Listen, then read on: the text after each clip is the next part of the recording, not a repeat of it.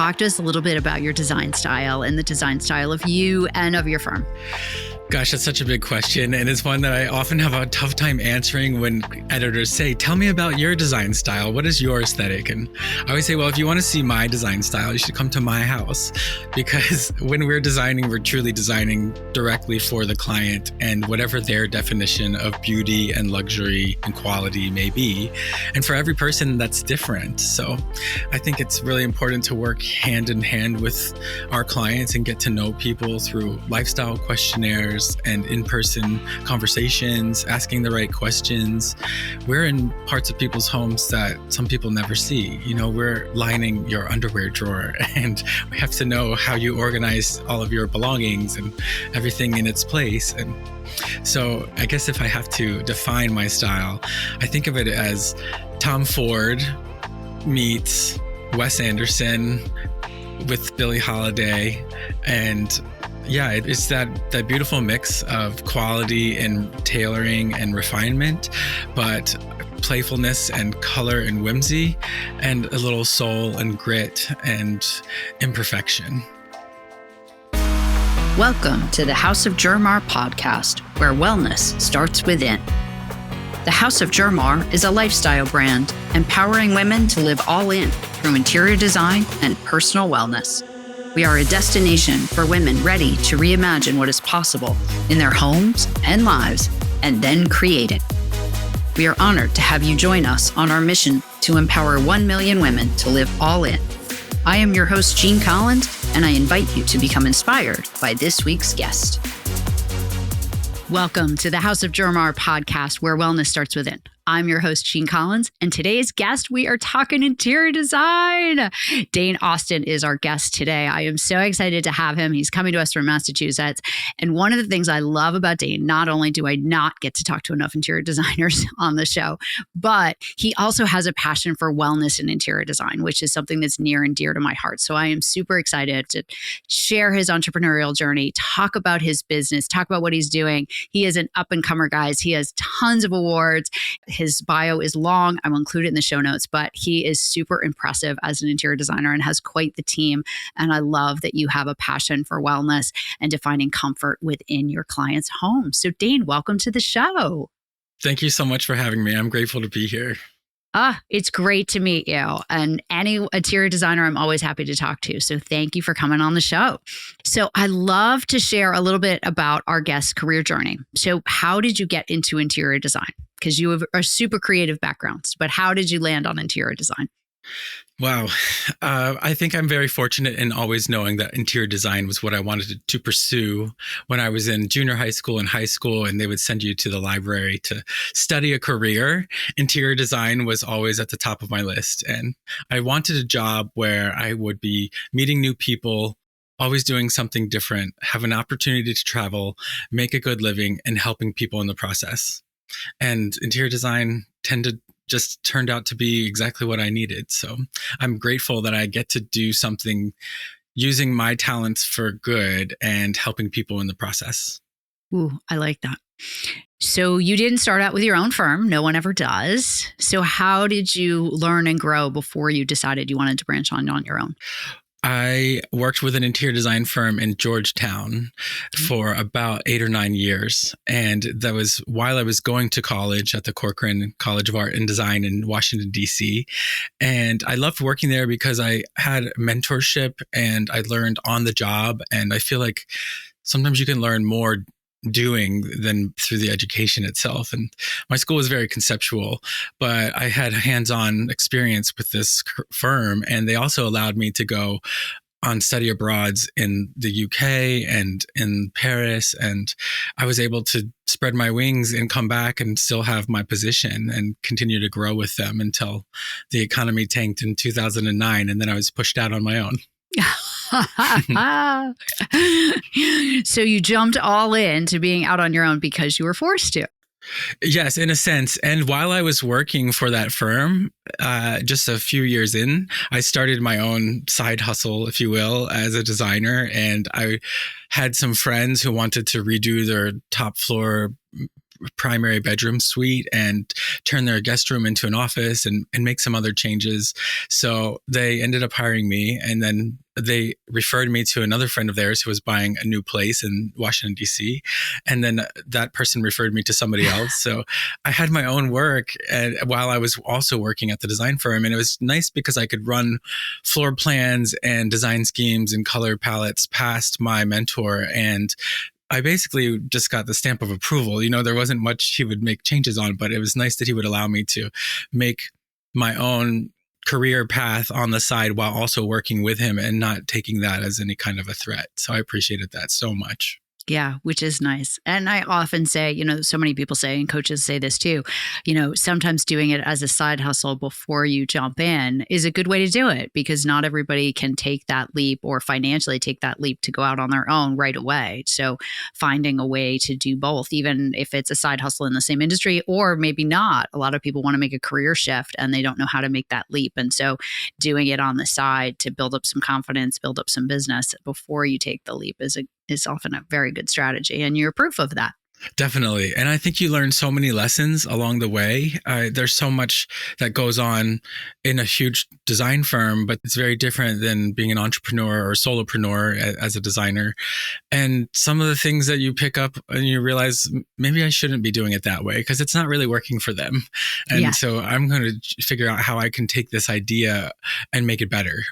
Yeah, which is great. So you are right that some of the interesting things you can learn by being at a big firm, and I don't know if you found this as well, but I found going to interior design school, it's very tactical, I would say. It doesn't involve a lot of the knowledge of business. And so you have to go out and learn the business side of business. Did you have that same experience? Absolutely. That's such a good point. And that's what I always tell students as a guest lecturer at different universities around town. I always explain that they need to get more experience with the business side of things, that they are in the business of design, but they're entrepreneurs and business owners first. And so to get continuing education classes and hiring coaches and having mentors is, I think, far more helpful than the one or two classes you might be able to take that cover business. I think there was one business class called the Business of Design or Business 101 for interior designers.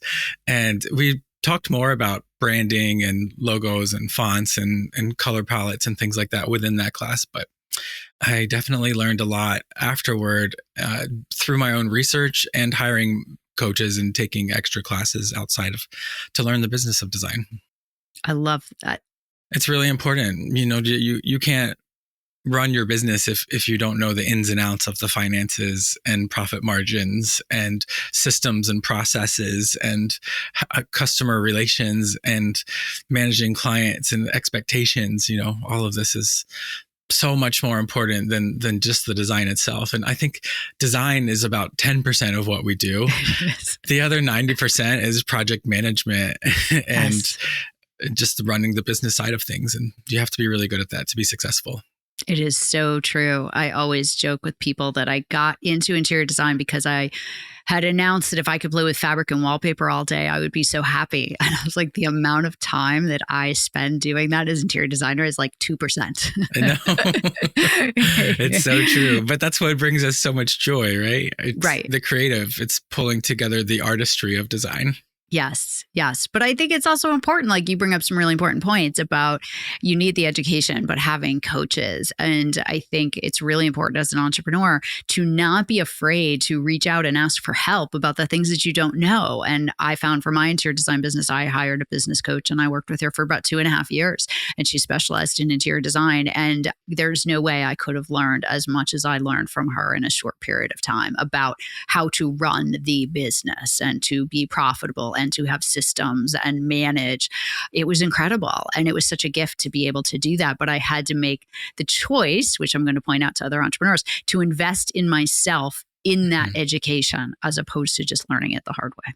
Absolutely. I hired a business coach when I relocated to Boston in 2012. And through that, I learn to build the systems and the processes and figure out what are my steps of service and how do I manage the team. And so every time I got to a level where I felt like I had learned what I could and leveled up or ready to level up to the next area, I would work with a business coach. And I've worked with, I think, 4 or 5 people and a couple of them a couple of times, but that's over the last 13 years. And it's really helped my business expand and grow and to be very successful.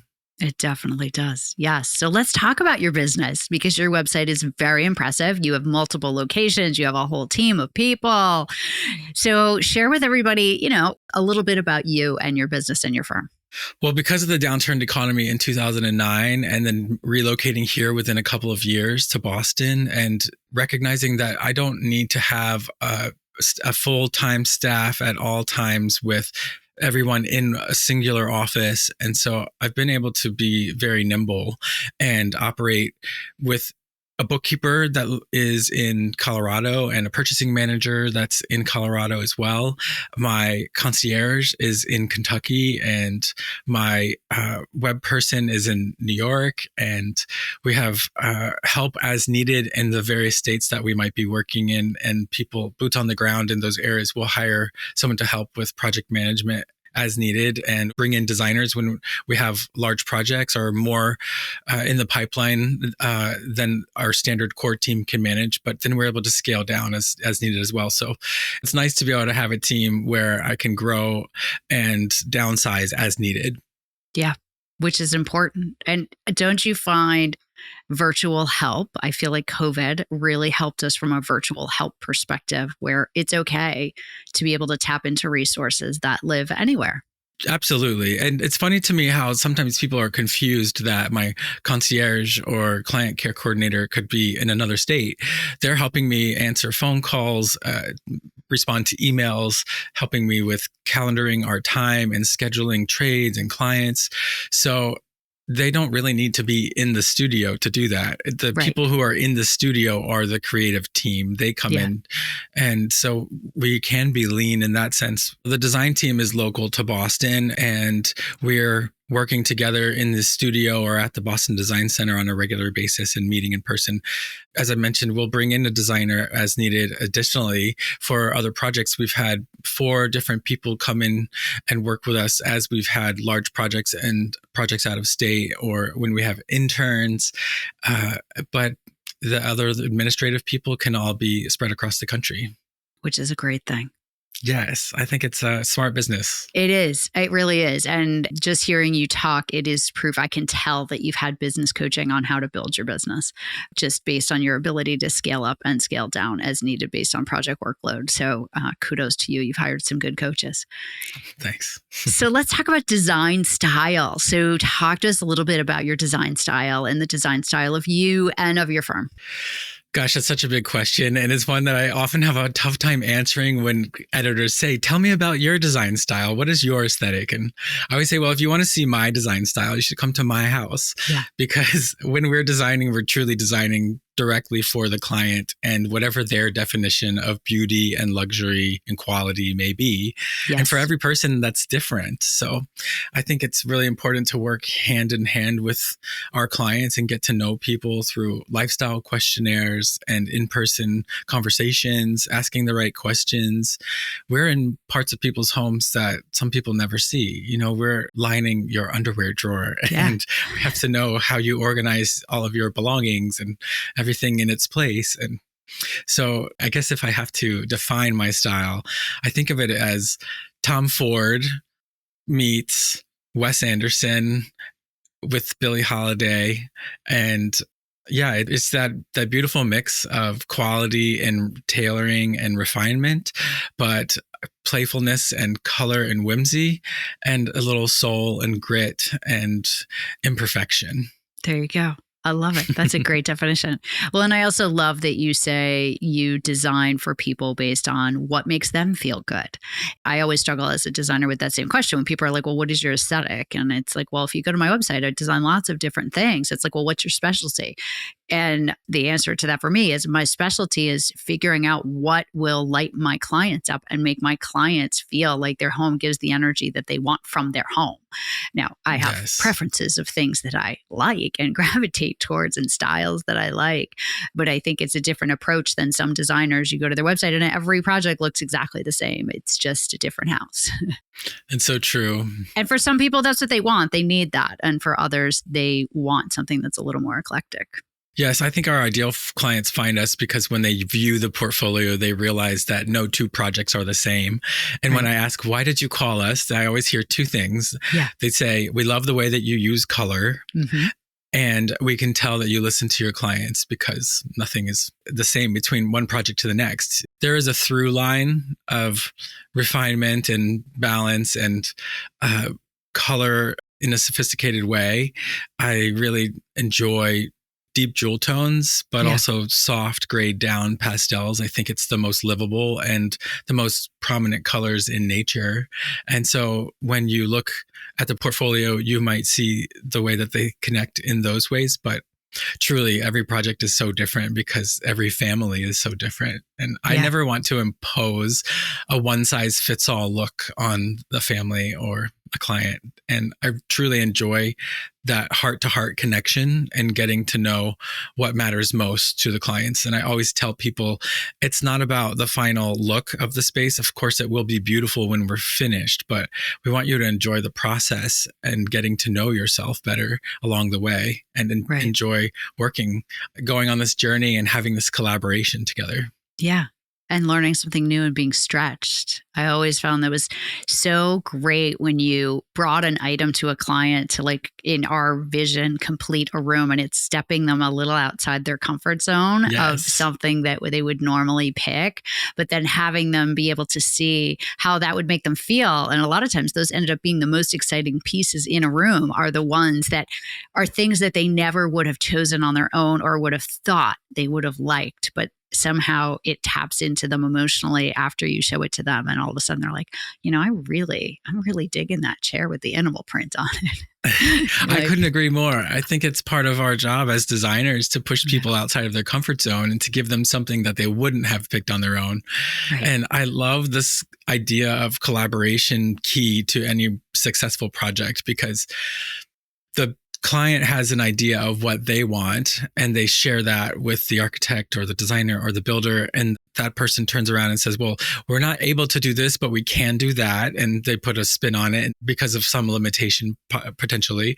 And then that gets shared with us. And then we're like, okay, this is great. We can work with this, but how about we change the hardware in this way and we do the backs of these bookcases and that way. And we add some sconce lights to wash down the front of this piece. And now suddenly these built-ins have gone from needing a place just for extra storage within the design to a wow factor and something that's eye-catching and interesting in the space as well. Yeah. What's your favorite thing to design? I love designing celebratory spaces. So usually the living room or dining room. But on the flip side of that, I also really enjoy doing primary bedroom spaces because it is your sanctuary. And that is a space used for usually one, maybe two people. And it's just an opportunity to create a space that is going to offer serenity and peace and calm within your home. But those celebratory spaces are so fun because you can push the envelope and make things a little more eye-catching or bold and colorful and whimsical and playful. So I love the balance. I love juxtaposition. I love the idea of opposites. I like contrast, some soft edges and hard lines and light and dark and glossy versus matte or nubby versus smooth, and the idea of doing spaces within a home too, where you have some places that are more lively and others that are meant for relaxation. Right, because they each have a different purpose and each room can emit different emotions. Like you say celebratory space and I'm thinking party. And then you say serene bedroom and I was like, oh yeah, let's sit and read a book. And even just the way you're describing them and the words that you're using, I can feel differently about those spaces without having to see them in any capacity or see what the finished design looks like. You're talking about the emotion that the rooms are going to give to people, which is unique in the design space. I have to tell you, as a fellow designer, not everybody thinks of spaces like that in that way. Yes. Which is a nice gift. You get it. Yeah. Oh, I get it. Yeah. It makes me unique. Now, if a client comes to you and they say, okay, well, I'm trying to choose between 3 different designers, what would you tell them about how to make that choice and whether or not you're the right fit for that? I really think it comes down to what it feels like to be around that person. Do you have confidence? Do you feel comfortable? You're going to be attached for a year and a half, 2 years. If it's new construction and it's extended, or a large scale project, it might be up to 3 years or more. But I think it really just has to be a good connection within your interaction. If you are on board with someone, or if they give you a good vibe. I think it's just, some people really want left brain, systematic, pragmatic, everything's black and white, spreadsheets, bottom line, give it to me straight. And other people need more hand holding, and it's more emotional for them. And so I think it's necessary to be able to cater to either one of those. And oftentimes it's both within a relationship, because we're all drawn to the opposite, and opposites attract. So Yep. So much of what we do is acting as therapists and mediators. And I remember clients often saying to me that you're so diplomatic in the way that you go through this process. Or if we budged on a color in that room, then maybe you give in on this room, because it matters more to the other person in the relationship. It's just all a matter of like working through all of the things that are important to people, and trying to capture and make sure that you check off all of the boxes for their needs and their wants, and some of their wishes, if not as many as you can get in there. But really just getting to know people is the best way to understand if they're going to be a good fit for you and your team. Yes. Well, I always used to ask people in my intake forms, how do you make decisions? Are you quick to make decisions? Does it take you a while? Do you always wonder if there's something else better out there? Mm-hmm. Do decisions happen in your family by committee? And I always felt like, as a designer, you need to know what you're walking into in terms of how they make decisions. And you were right. Very often when I first started this, my business coach was like, get ready to become a therapist. I was like, what are you talking about? They don't talk about that in design school either. What are you talking about? It's like, oh, you wait. And homes are so emotional. So people get really, really emotional about their homes and these design decisions that you're making, which you want. You're creating emotion in their environment. But then that comes back when a couple doesn't necessarily agree on that emotional decision. It's a lot. I think you always have to own it. And we are so collaborative that we really give people a chance to make the choices themselves. We don't present one final design and say, this is what you get. Yeah. We lead people down the journey of design and walk them through the process every step of the way, leading as trusted advisors and design guides to make the best choices for you and your family. And so we will present multiple floor plans for a space and let the client decide on that. And then we help them to select the furnishings that work best for them. Of course, there are a few key pieces that we will present as this is our number one choice, or these are the things that we think that would work best in the space. But then we also like to provide options too, so that people always feel like they had an opportunity to make a choice. And I always say, give them something to say no to, so that they can then feel good about the yes. Because when you come to them with one design, oftentimes they say, oh, well, this is nice, but what else is there? Or if you're just giving a couple of options, they want to see more. So there's so much psychology in everything that we do. Yeah. And I studied psychology and sociology in school, and I use that every day in what I'm doing now. Oh, that's a good combination, because it is so true. Yes. So what role you're talking about making choices, what role is technology and 3D and rendering playing in your business now? We utilize it when we need to. It's an extra service that's provided when clients have to see the space in 3D in order to move forward. It's not something we do for every client. A lot of people recognize that they can put their trust in us. And based on our portfolio and the press and the awards, I think it's clear that we know what we're doing, and we will make the right choices with them and move them in the right direction so that the final product will be beautiful, magazine-worthy rooms that even if they never get published, but we want people to understand that they're in good hands. And when we design, we will usually design 80 to 90% of the way through when we're presenting, but then we always like to leave some space for things to to uncover themselves, for things to reveal themselves to us as well. And we'll plan for an antique in each room where possible, and to bring in a vintage item, things that feel collected over time. But part of the magic of what we do is how we compile all of these pieces in a space. Like artists, it's about the composition and editing and color balance and texture and shape and silhouette and the contrast, all of those things. And so some clients need your rendering, but usually a floor plan and a picture of the item is enough. Good. I agree. I like those kinds of clients. Yes, me too. I prefer those to the ones that need to see like every single detail, because I'm like, okay, well, that's like another 6 weeks until I can get you. Yes. It's probably an engineer. Right. Get you the rendering to that degree and to that level for multiple spaces, which is fine if that's what some people need. It just, the lead time just becomes a lot. So what do you say to people? Because I get asked this question a lot as an interior designer, who say, is this on trend? And should I do this because it's a trend? Goodness. I think trends are only there for us to pay attention to know what not to do. And if it's trendy, it's something that we would definitely steer a client away from. I don't really follow trends. I'm aware of what's happening. I often find that what we do is what becomes trendy later. And I don't mean to say that I'm setting the fashion, but it's interesting that we'll do a home with pink, and then suddenly millennial pink becomes a big deal. Yes.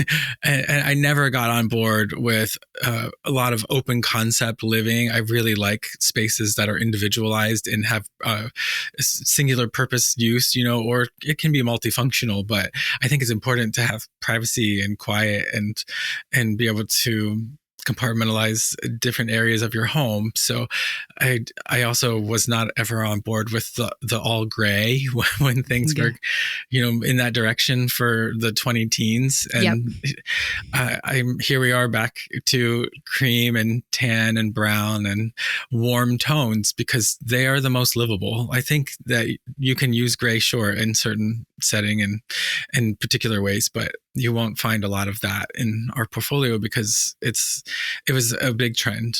So I really do pay attention to what to avoid, really. And I really dig deep. I ask, what is it about this that you're drawn to? Why do you like it? I also point out when I feel like something is being mass marketed to us as a culture. Like linen had a huge moment because Restoration Hardware and Pottery Barn and Crate and Barrel and Room and Board was really pushing it. And then it became velvet, and then it became boucle. And now everyone's saying boucle is over. It's like all of this just cycles through over and over again anyway. And none of those materials are out of fashion. They were just a little more popular at that time. And a good room is going to be composed of many different textures of fabrics and things. So I think if you always do what you love, then you're always going to love what you've done. And that's what matters most, is enjoying it for years to come. Whether somebody says it was trendy or not, the trend will come and go, but you'll still love the thing. Yes. Well, and I always say to people, you live here. No one else lives here. You live here. If you like it, then do it, because you're going to be the one who has to live with this, not me or your neighbors or anyone else, regardless of whether it's trendy or not. You're the one that has to live in the space. So if you get excited by having a bright lacquered mudroom, then go for it. Absolutely. It's okay. And so many of the things that I think clients, and you can tell me if you have the same experience, so many of the things that I think clients like hem and haw over, a lot of times I say to them, like, it's really just paint, or it's really just wallpaper, or it's just a light fixture. If 5 years from now you don't like it anymore, I mean, as long as it's not a $20,000 light fixture, you just change it. It's okay. Yes. Like it doesn't have to be a forever decision. Some of these high ticket items, like, you really need to like them. But a lot of the things that I think cause our clients a little bit of angst, when you put it into perspective, that it can be changed. If you decide you don't want your kitchen island to be navy blue anymore, then that's not a difficult change to make it a different color down the road. I totally agree. And I think that's why we provide so many different options, because I want people to feel confident in knowing that they've had such a say in what they've selected, instead of saying, oh, my designer made me pick that. Yes. I never want someone to feel that way. And on the rare occasion that something just doesn't quite work out in the space, I think it's okay to take that item back. As of course, if it's a high-end custom dining table for $30,000 or an amazing sectional at $25,000 that you've had built to exact specifications, you're going to get their sign off every step of the way on the drawings and everything else. Yes. But if there are some surface mount fixtures that we've put into a space and the client's not in love with them, or they feel like they're not quite right, then we end up taking it back a lot of times. We just want people to be happy in the end and to have a really wonderful experience and not leave a bad taste in their mouths when it's finished. And so, yes. Well, and sometimes I tell clients, I have a client right now for a library project, and an ottoman got delivered, and I wasn't there because I was busy, and they were there and they was fine. So they delivered it. And the text I got was 3/4 of the family hate it. And I was like, how could you hate it? And they sent me a picture and I'm like, what's to hate? It's gorgeous. Are you kidding me? Oh my goodness, it's so unique.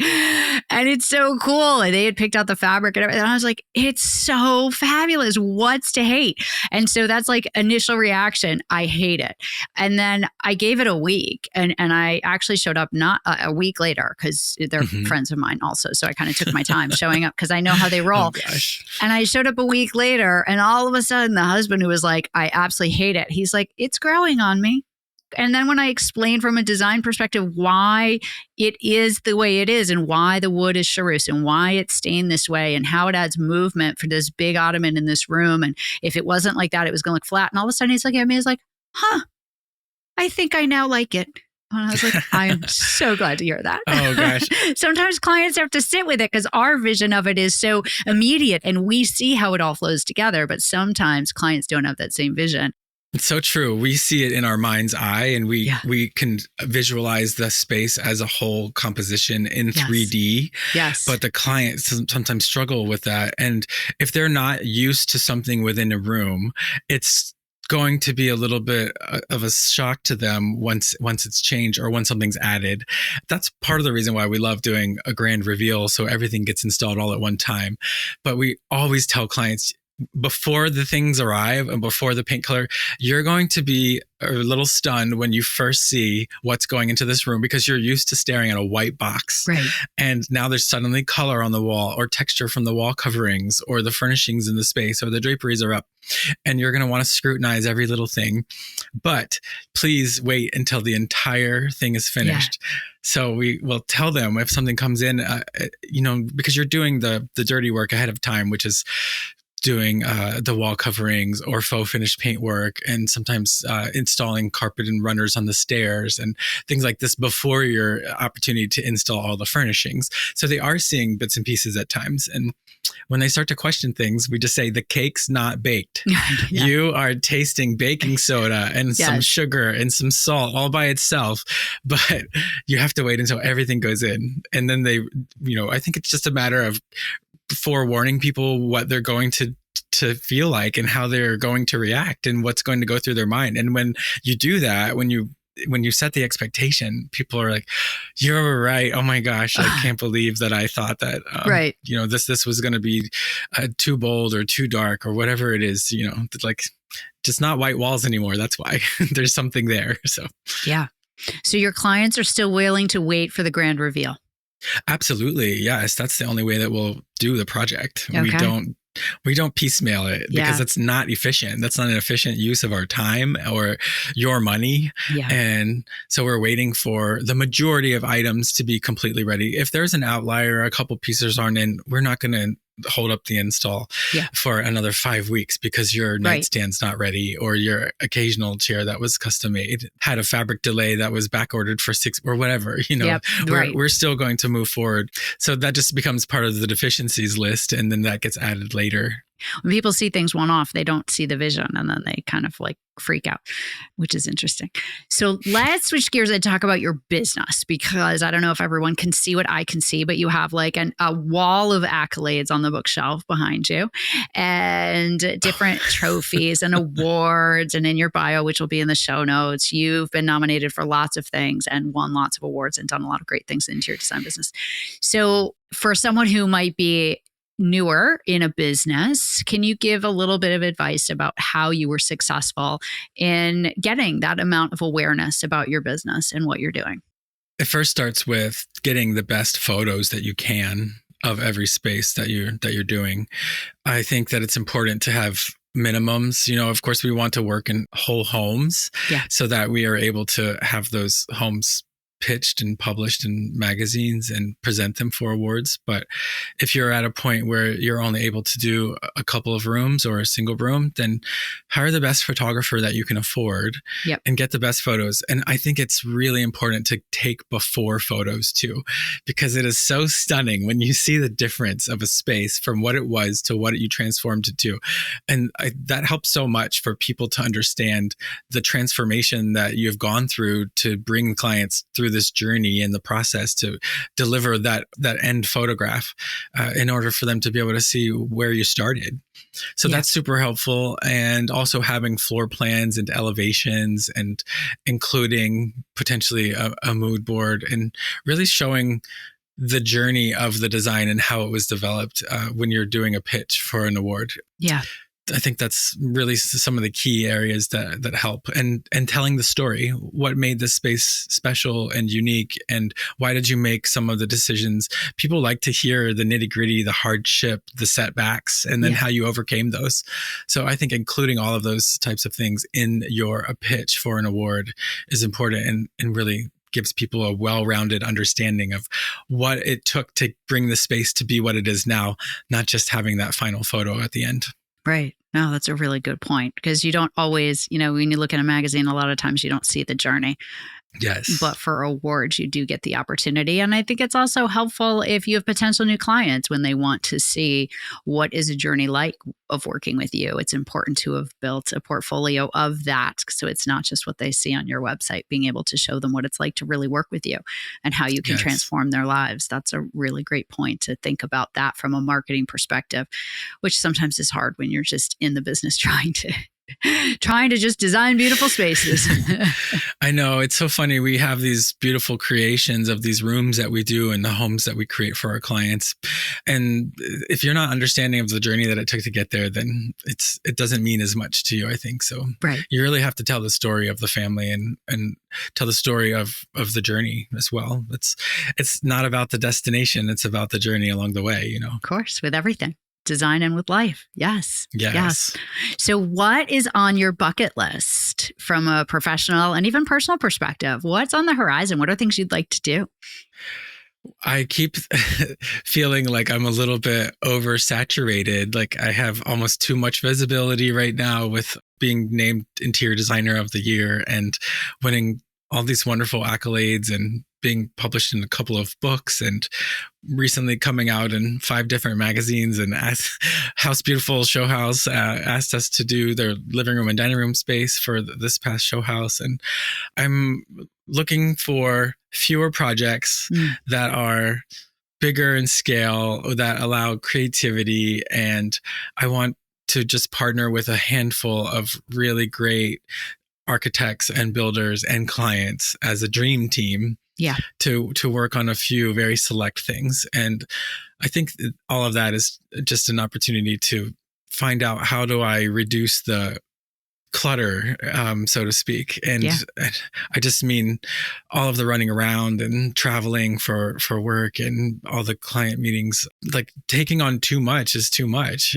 And I think it's really important for yourself within to protect your peace. And I'm realizing that I want to have less responsibility in some aspects and focus more on my health and wellness and being able to have more downtime and opportunities to meditate and go on yoga retreats and host friends and family and go away to lovely vacations with my family because I travel so much for work. We've had projects recently in Washington, D.C. and Virginia and Texas and North Carolina. And so when it comes time for the holidays and we have these invitations to see friends or family, and I said, I don't want to go anywhere. I don't want to do anything. I want to stay put for 6 weeks, and just have some downtime, catch up on some books that I've been meaning to finish and relax a little bit more. So, I think I'm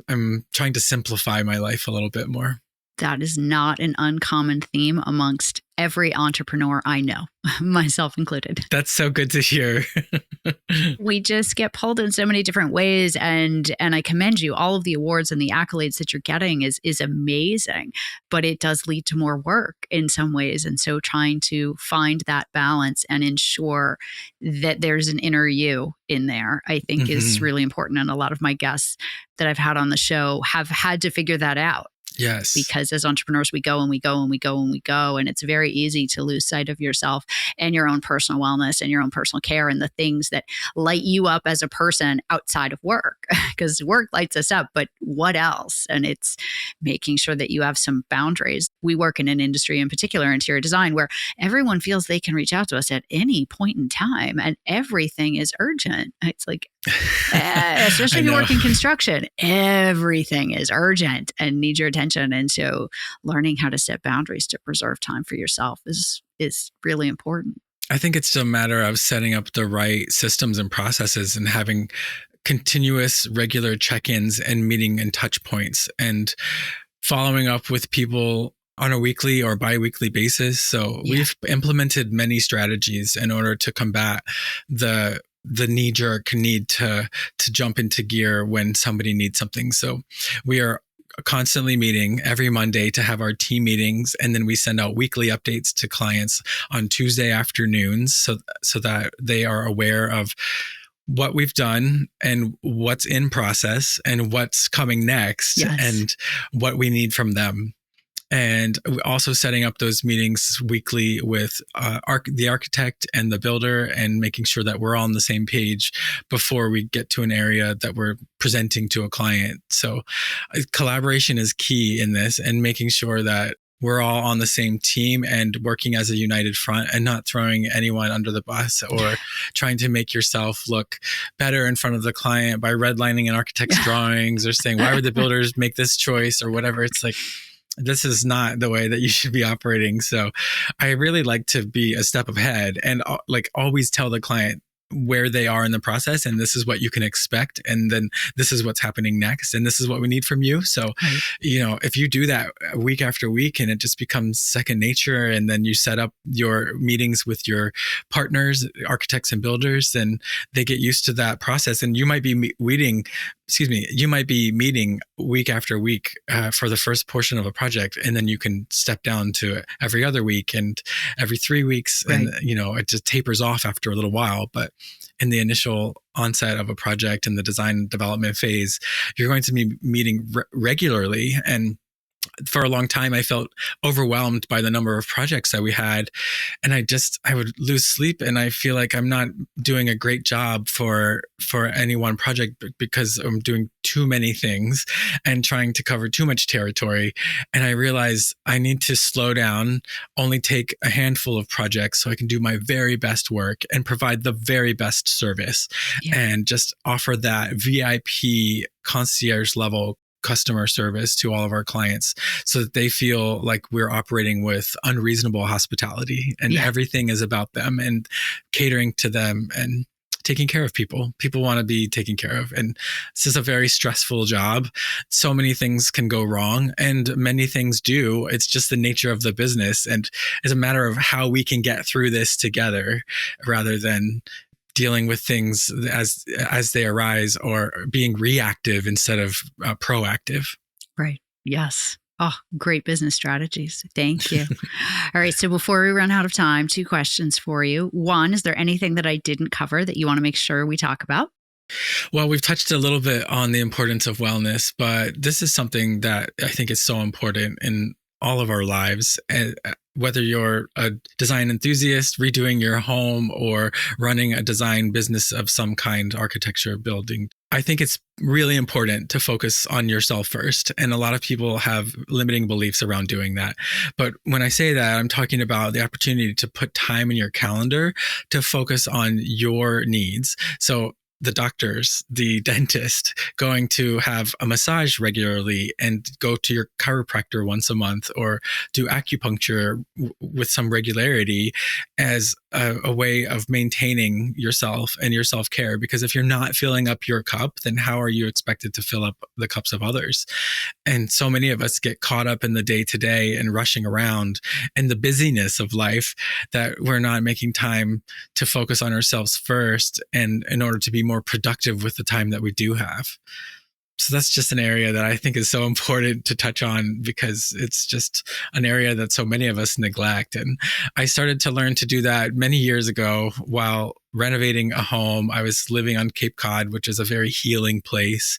That was back in 2018, 2019. And I started doing yoga 3 days a week, and biking and hiking, and taking my dogs with me as many places as I could to just commune with nature. And I would meet up with my yoga friends in a cafe and just try to maintain a calmer way of existing instead of being on the hamster wheel in the busy Boston city and running from one event to the next. And I still really love to do those things, but I'm a lot more selective, and I try to say no to more than I say yes to at this point, and really focus on having downtime and solitude and time for reflection and journaling, painting, reading. These are all ways that we can recharge our batteries. And it's not selfish, it's really truly self-care, and you have to take care of yourself first, because you can't rely on someone else to do it. So you've got to show yourself the love first before you can spread the love to others. So perfectly said. I couldn't have said it better myself. All the things that I am so passionate about: journaling, Yes. meditating, exercise, nature. I think as an entrepreneur in particular, and as executives, because I have a lot of executives who listen, it's so hard. You get so wrapped up in the business, and business is your life and it's your passion, and you just work so hard. But it is so, so important, as you say, to pause and to give your brain and your body a chance to rest and find ways to do that. And even just connecting with people that help you recharge is also Absolutely important. And I said yes for a long time to a lot of things and did a whole summer of yes. And then after that, I swung the other way, and I was like, oh no, we're now in the year of no. Good for you. Because I was like, it's just too much. It just became too much. And I started living life by a phrase of, hit pause and listen to your life. And it's amazing when you start to do that and really look inward. How do you feel about the stress and the anxiety and the decisions and the event? And you know what? If it's not like a yay immediately, then just make it a no, and it's okay. It's okay. I love that. Hit pause and listen to your life. I give myself one day a month as my self-care day, and I selected the third Wednesday of every month. It's 12 times a year. Love it. You can give yourself 12 days out of the year if you're not giving yourself any more than that now. Yeah. And great idea. You can squeeze in that visit to the chiropractor and acupuncture in the same day. I used to add a facial or manicure, pedicure, and then I felt like I was trying to add too many self-care things all crammed into one day, and I wasn't getting the benefit of doing them more over time. So then I ended up involving the 2 Saturdays later, there you go. So I'm spreading it out over time, but just dedicating that one day can make all the difference, because you have that day for yourself. That's such a great suggestion. I love that. Thank you. Okay, so we're about to run out of time, but quickly before we do, I want to make sure we get in your book recommendations. I love to ask my guests to recommend a book or more, if they have more to recommend, that has impacted themselves personally or professionally, that they would recommend to the listeners. So I know you have books. What books do you want to recommend? So many books. I have a whole other bookshelf and more bookshelves. There are 3 that always come to mind when I think of the books that have probably had the biggest impact on my life, especially at a time that I needed it most. And the first one is Radical Acceptance by Tara Brach. And that one really helped me understand the importance of forgiveness, forgiving the people in your life who you felt like they may have wronged you at some point in your past, whether it was a spouse or someone that you were dating, or a parent or sibling or friends or clients or whatever it may be. Like, just let it go, just forgive and move past it. Don't hold on to grudges and negativity, and then forgive yourself for holding on to those things. Yep. And I think that's just such a huge thing to like the key to happiness is forgiveness to me. Like that truly does go far, far and away. Like another book that I really love is Brene Brown, The Power of Vulnerability. Yes. And she has so many amazing books, but that one really allowed me to recognize that it was okay to be my authentic, genuine self and be sappy and sentimental and share stories and be openly loving, and just to recognize that it's okay to operate that way in a business, to lead with love instead of feeling like I needed to be this polished, glossy professional that was perfectly buttoned up and clean shaven and didn't show my artistic side because that's what I thought that people expected. So allowing yourself to be more vulnerable in life and with people, whether it's clients or family or friends or colleagues or strangers. Yes. And I'm always so amazed about how quickly I can dive into a conversation and go really deep and within 5 minutes be like laughing hysterically or even, tearing up with somebody that I just met because we're both able to be vulnerable and share something that's really meaningful to us. Yes. So for my other book, I would say Eckhart Tolle, A New Earth. Yep. That was absolutely life-changing as well. And it just covers so much about the importance of being present and not getting caught up in the busyness of life and really getting in tune with yourself. And that is a helpful lesson to learn, the idea that once you expand your consciousness, you cannot unexpand your consciousness. Yes. And I think that book is so helpful to awaken people to their consciousness and the spiritual beings that we are held within a 3D human form. Yes. But the importance of not losing sight of the fact that we are spiritual beings here walking the planet, but we're all here we need to take care of each other and be present and live in the moment instead of being stuck in the past or worried about the future. Agreed. Life-changing. Yes. Oh, life-changing. And he comes up a lot on this podcast. So thank you. Oh, 3 nice. fabulous That's books. nice. I will link them all in the show notes. I will put them on my Amazon shop page. And I have read 2 of those 3, but I have not read the other one. So I will make sure I grab a copy of these. So Dane, it is such a pleasure to meet you. You are truly a really special, unique designer. And I have to tell you, not all designers have the heart and soul that you do, plus the business acumen to make it all work and the incredible design taste that you show on your website. So you are really a unique and special blend. Your clients are very lucky. And I thank you so much for spending some time with us and sharing your life, your business, your approach to wellness. It's been really a pleasure to meet you. And I wish you all the greatest success for the year ahead. Thank you so much. It's been such a pleasure sharing. I really appreciate the opportunity and I look forward to chatting with you again soon. Absolutely. We will stay connected. We'll talk soon. Thank you. Thank you for joining us for another episode of the House of JerMar podcast, where wellness starts within. We appreciate you being a part of our community and hope you felt inspired and motivated by our guest. If you enjoyed this episode, please write us a review and share it with friends. Building our reach on YouTube and Apple Podcasts will help us get closer to our mission to empower 1 million women to live all in. You can also follow us on Instagram at House of JerMar and sign up to be a part of our monthly inspiration newsletter through our website, houseofjermar.com. If you or someone you know would be a good guest on the show, please reach out to us at podcast@houseofjermar.com. This has been a House of JerMar production with your host, Jean Collins. Thank you for joining our house.